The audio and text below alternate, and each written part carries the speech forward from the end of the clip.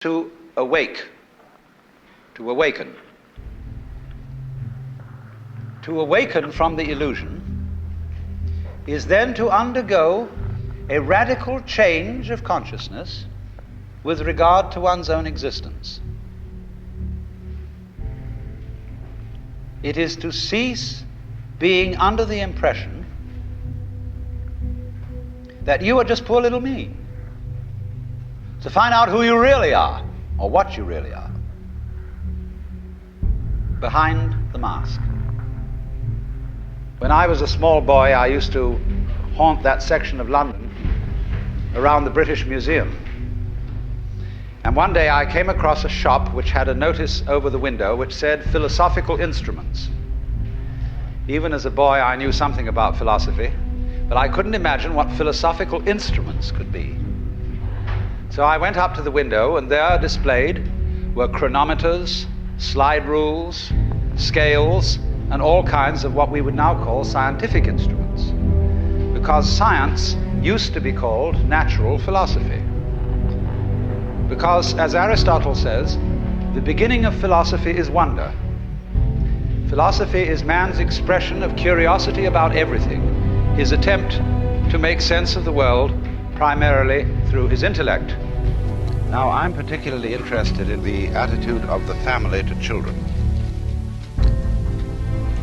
because we have an absolutely extraordinary attitude in our culture and in various other cultures, high civilizations, to the new member of human society. Instead of saying frankly to children, "How do you do? Welcome to the human race," we are playing a game, and we are playing by the following rules. We want to tell you what the rules are so that you'll know your way around, and when you've understood what rules we're playing by, when you get older you may be able to invent better ones. But instead of that, we still retain an attitude to the child that he is on probation. He's not really a human being. He's a candidate for humanity. And in just this way, we have a whole system of preparation of the child for life, which always is preparation and never actually gets there. In other words, we have a system of schooling which starts with grades.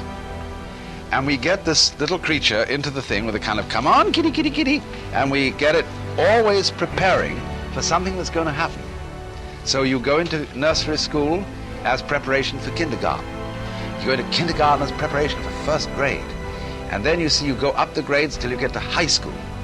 And then comes a time when maybe if we can get you fascinated enough with this system, you go to college. And then when you go to college, if you're smart, you get into graduate school and stay a perpetual student and go back to be a professor and just go round and round in the system. But in the ordinary way, they don't encourage quite that. They want you after graduate school or after graduation, commencement as it's called, beginning, to get out into the world with a capital W. And so you've been trained for this, and now you've arrived. But when you get out into the world at your first sales meeting, they've got the same thing going again, because they want you to make that quota. And if you do make it, they give you a higher quota. And come along about 45 years of age, maybe you're vice president. And suddenly it dawns on you that you've arrived, with a certain sense of having been cheated, because it is just the same as life feels the same as it always felt. And you are conditioned to be in desperate need of a future. So the final goal that this culture prepares for us is called retirement, when you will be a senior citizen and you will have the wealth and the leisure to do what you've always wanted, but you will at the same time have impotence, a rotten prostate, and false teeth, and no energy. So the whole thing from beginning to end is a hoax. And furthermore, some other aspects of the hoax, just for kicks. You are involved, by and large, in a very strange business system which divides your day into work and play. Work is something that everybody does, and you get paid to do it because nobody could care less about doing it. In other words, it is so abominable and boring that you can get paid for doing it. And the object of doing this is to make money. And the object of making money is to go home and enjoy the money that you've made. When you've got it, you see, you can buy pleasure. And this is a complete fallacy. Money never can buy pleasure, because all pleasures depend upon not putting down a symbol of power, money, but upon disciplines. In other words, now in Sausalito, where I live, we have pier after pier full of fine boats, motor cruisers, sailing boats, all sorts of things, which nobody ever uses, because they've been bought on the falling for the ad line that if you buy this thing, you will have pleasure, you will have status, you will have something or other. And then they spend the evening looking at an electronic reproduction of life, which is divided from you by a glass screen. You can't touch it, you can't smell it. Then you look at this thing, and you have a strange feeling, you see, that the whole procession of grades that was leading to something in the future, to that goody, that gorgeous, voluptuous goody that was lying at the end of the line, it never quite turns up. What I am saying is that making plans for the future is of use only to people who are capable of living completely in the present. Because when you make plans for the future and they mature, if you can't live in the present, you are not able to enjoy the future for which you have planned. Because you will have in you a kind of syndrome whereby happiness consists in promises and not in direct and immediate realizations.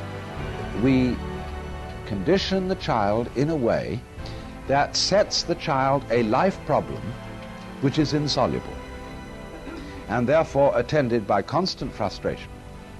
And as a result of this problem being insoluble, it is perpetually postponed to the future, so that one is educated to live in the future, and one is not ever educated to live today.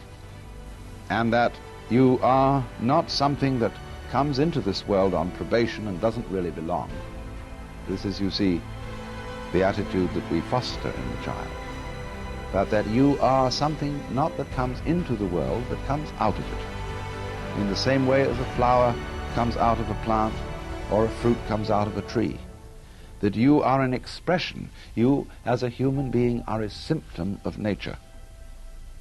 And that you really belong there, and that furthermore your actual self, what is finally and fundamentally you, is not a separate and lonely part of the world, but the real you is the world itself, everything that there is, expressing itself as this particular organism here and now, and of course as you look across the room, as all these other organisms in their here and now.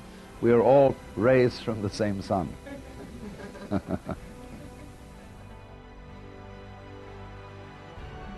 Or let me put it in a simpler way. Supposing that every night you could dream any dream you wanted to dream, what would you do? Well, first of all, I'm quite sure that most of us would dream all the marvelous things we wanted to happen. We would fulfill all our wishes. And we might go on that way for months. Besides, you could make it extraordinarily rich by wishing to dream 75 years in one night, full of glorious happenings. But after you've done that for a few months, you might begin to get a little tired of it. And you would say, what about an adventure tonight, in which something terribly exciting and rather dangerous is going to happen, but I'll know I'm dreaming, so it won't be too bad. And I'll wake up if it gets too serious. So you do that for a while. You rescue princesses in distress from dragons and all sorts of things. And then when you've done that for some time, you say, now let's go out a bit further. Let's forget it's a dream and have a real thrill. Ooh. But you know you'll wake up. And then you get after you've done that for a while, you get more and more nerve until you sort of dare yourself as to how far out you can get. And you end up dreaming the sort of life you're living now.